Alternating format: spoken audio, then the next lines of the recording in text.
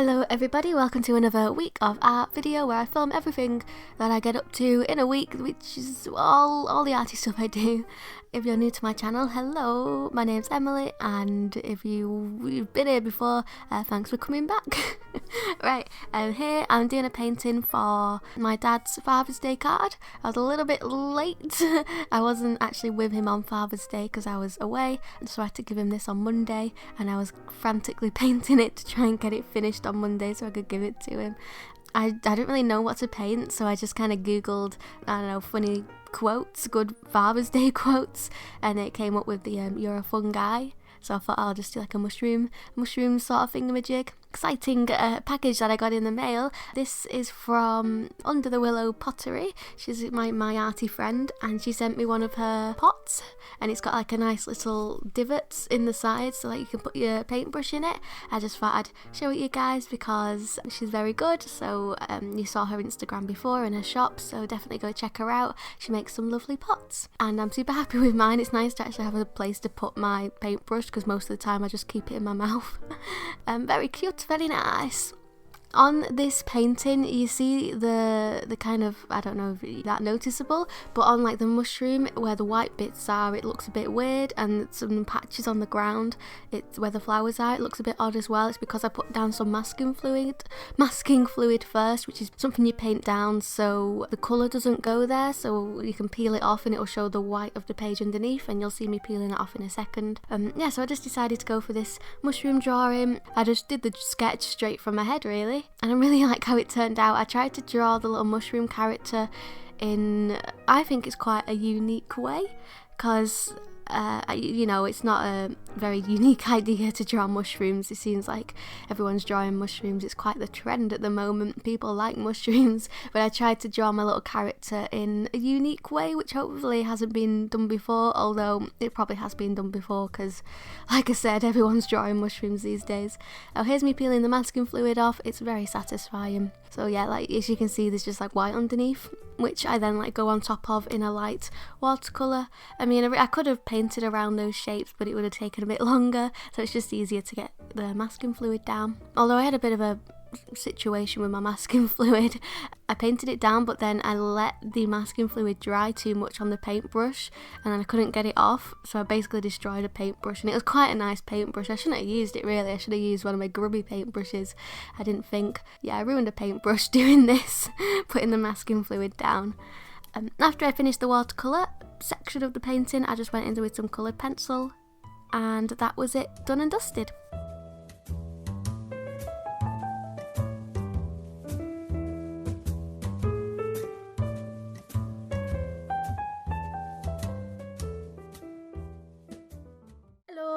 This is the finished card.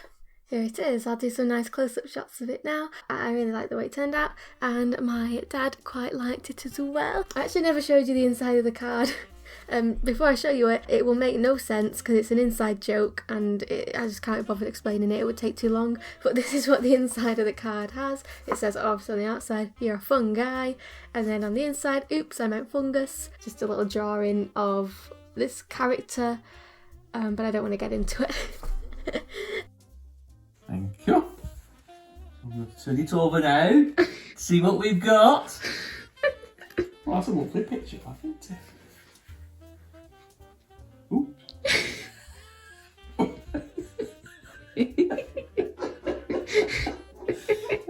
Is that modelled on me by any chance? This, I might make this into a print, not this bit here, just the illustration itself, when I do my shop update, because I'm thinking of doing a shop update in, I don't know, a month or so, and I think this could potentially be print worthy. Because university has finished now, so it's kind of like my summer break, I'm kind of letting myself have a bit more free time and not so strict with everything. To be honest, I like to do art a lot, so it still is quite a lot of art, but I'm enjoying it, so why not do it? Here's my sketchbook. If anyone's wondering, all of these stickers basically are by Monkey Mintaga. She has an Instagram and a YouTube channel, which I really like. Oh, and then these two you saw before when I was unboxing the thingamajig. In my last video, you will have seen me doing these pages here.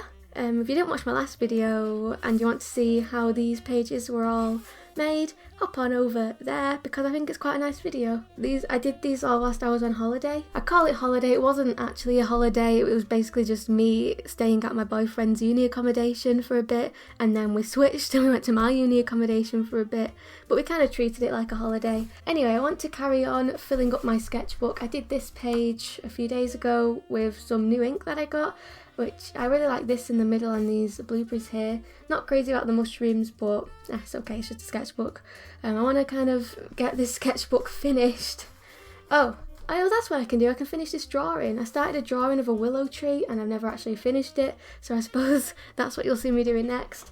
Yeah, I just want to get this sketchbook finished, but I've still got lots of pages left to fill. I filled just over half of it because I just really want to start a new sketchbook. I'm a bit fed up of working in this one, but it's just so thick, there's so many pages. I got this new sketchbook the other day in a little art shop, and just for a size comparison, here's my old one.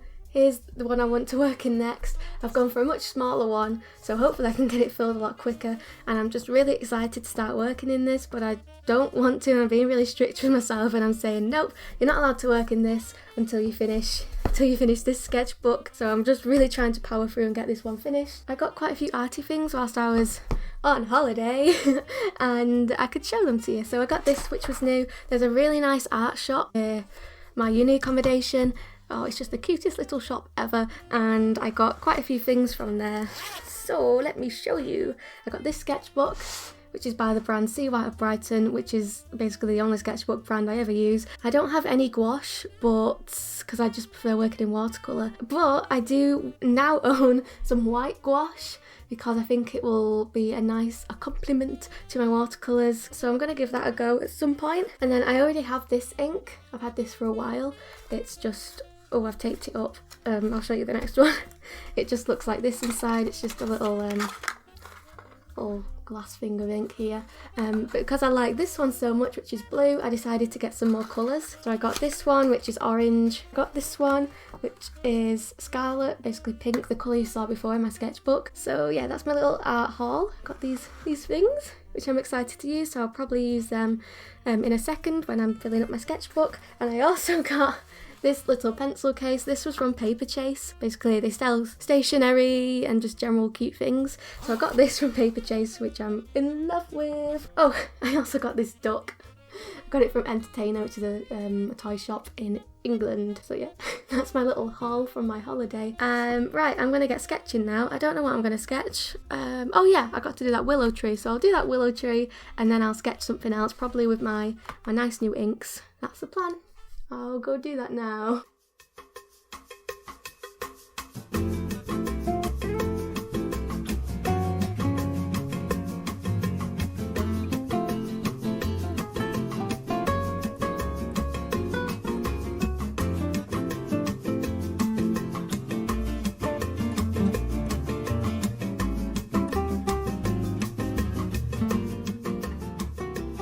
So just like I promised, I'm working on this willow tree pencil drawing now. I'd already started it whilst I was away. I started with the tree, and the tree took me around, I don't know, like an hour and a half, and I was just like, oh, I'm fed up with this, I'll finish it another day. And here I am finally getting around to finishing it. I don't know why, but for some reason I thought I could get it finished in like an hour or like an hour and a half. No idea why I thought that. Because I had plans to quickly finish this and then also maybe do a few more pages in my sketchbook. That didn't happen because I extremely underestimated the time this would take. In the end, I think this took me around 3 extra hours to finish, so in total it's probably took me 5 hours to draw. You know what, I really enjoyed it. It didn't feel like that much time had passed because I had so much fun drawing this. I've kind of got this new style with my coloured pencils, because I used to, whenever I do a coloured pencil landscape, be quite scribbly with it. not like super scribbly, but I would include a lot of scribbles if you look at some of my old landscapes. But now I don't know where this has come from, this new style, it just started happening. I really like to blend everything quite nicely, and I don't like having like any harsh edges. I try to keep my harsh edges to a minimum.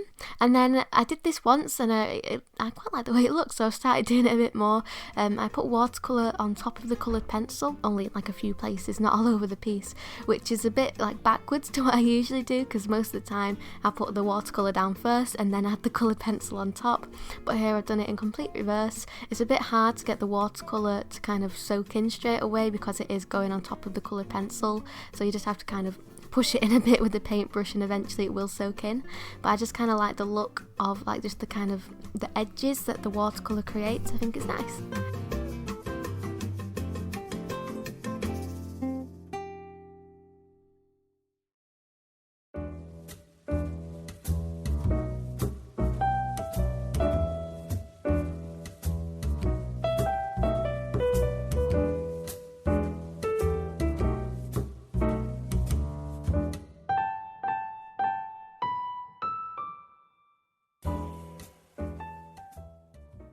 Here I am the next day, moving on to doing that page, which I thought I would get done the day before, but like I said, the willow tree took me a lot longer than I thought, so finally getting around to doing this page on Wednesday now. Just trying to put something on the other side of the page where I did all those ink sketches. I took this picture of some flowers in my garden, which you saw a second ago, and I just thought I'd try and draw them in my new fancy inks in the scarlet colour. I kind of went a bit abstract with it, I suppose. I added these white blobs because I was going to draw the flowers in like detail on top of the white blobs, but I kind of liked the way the white looked on its own, so I kind of just worked around it, adding the leaves in behind. It's not the most amazing drawing I've ever done, but I think it's quite an interesting idea, and I might come back to it and try to do the same thing but a bit more refined and a bit better, because I like the idea of this, but the execution maybe wasn't the best. But it's just a sketchbook, so not everything has to be perfect. I also used my Posca pen to just add a few extra white bits in between like the really small sections which I couldn't really get my paintbrush into. So yeah, that's what I did on this page. I also drew some mushrooms, which I didn't film. I should have though, because I really like the way the mushrooms turned out, and then just a classic wiggly flower on the side of the page to fill out the spread, and that was this page done and dusted. Like I said, not the most amazing drawing, but I think it's quite a nice idea which I might revisit at some point. Oh, and these are the mushrooms that I drew. I just plonked down some paint and then drew some mushrooms on top. I'm in a bit of a mushroom mood, can you tell? A lot of mushrooms in this video. Hello, I'm back. It's now a new day because I'm not really pushing myself to do a massive amount of art every day because, like I said before, it is the holidays, so I'm just doing what I feel like doing really. Anyway, so today I want to get something done which is probably quite a big job, but I've been wanting to do it for quite a while, so just get it done and dusted. So what I want to do is a bit of animation. If you watch some of my past videos, the week of art videos, you'll recognise that I have like days of the week pop up, obviously to let you know what day of the week it is. So I have loads of these, well loads, I have 7, one for every day of the week, that I made quite a while ago now. This is the video that you're currently watching that is in the middle of being edited, but if I go to here and I press green screen, blue screen, that's what that does. So I have these fade in and out to let you know the days of the week. I've recently done like a rebrand, so I have all these like transition slides now, and my end slate looks a lot different than it used to, and all of it also matches like my new banner and my business cards. So I want to have my days of the week animations also kind of match and fit in with all that rebranding. Just in case anyone's wondering, I edit my videos on iMovie. I know it's not the most technical of editing softwares, but it gets the job done. I do have Premiere Pro, which is like the fancy editing software, and I tried learning how to use it, but it's just so complicated, and I just really like iMovie. It does everything I want it to do. It's like I don't really need super fancy editing stuff. The fanciest thing I do is the whole green screen business. So like for example, the coming up thing has a blue on it, and then I just press that, and then look, it goes away and you can see what's underneath. That's all I really do, to be honest. In case anyone else is interested, I do my animations on a software called Critter. It's free. It does a lot of the things Photoshop does. You can do a lot of like drawing on it, but I use it for animating. It's going to be really simple animation. It's going to be like just like a little jiggle back and forth, and I might make it come in and come out, but I've got to do it 7 times, so it's going to take a little while. Do you like my little gang of teddies back here? I think they look pretty cool. Cool gang of teddies.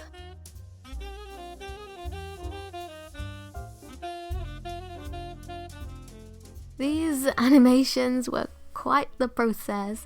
They took a very long time for something which essentially is a really simple animation. It took me a lot longer than I thought, just because it would have got very boring if I recorded the whole process. I only filmed me doing Monday, but obviously throughout this video you've been seeing the different days of the week pop up, so you've already seen them. This first one took me around an hour just because, you know, it was the first one, it was a prototype, there's a lot of fiddling.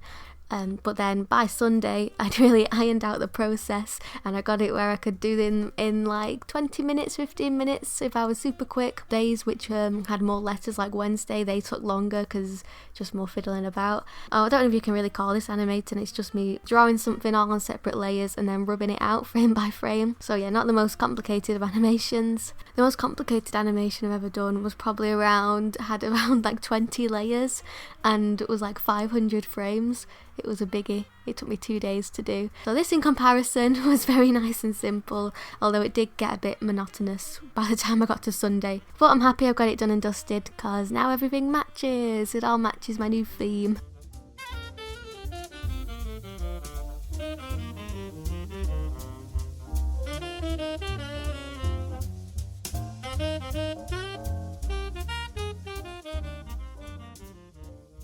Hello.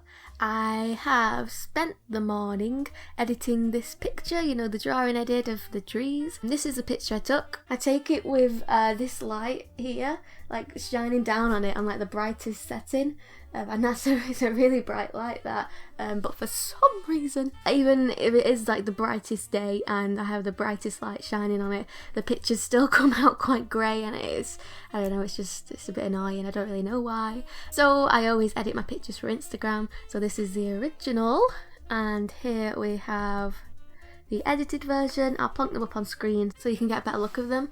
It takes me quite a while to edit a picture for Instagram. Some can be as quick as like 10-20 minutes, and then others an hour, sometimes an hour and a half. If you're not following me on Instagram, what are you doing? Get on over there.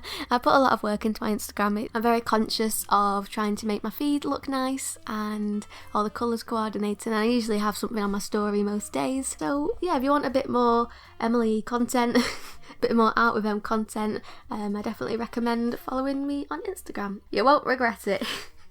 Well, hopefully, I don't know, fingers crossed you like it.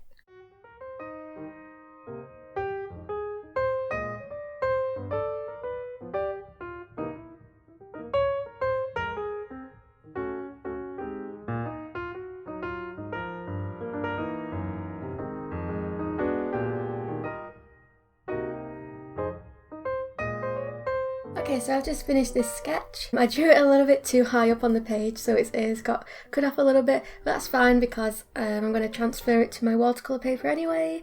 But yeah, this took me around 40 minutes, which isn't too bad. This is the paper I'm going to transfer it to. I use this brand watercolour paper, Cast Art. Really good quality and super reasonably priced, so I definitely recommend this paper. I don't know if this comes across on the camera, but it's quite bumpy, so I just find it easier to sketch on like the smooth surface of this. Is just like printer paper. And now I'm going to transfer this onto here and then I'm going to get painting.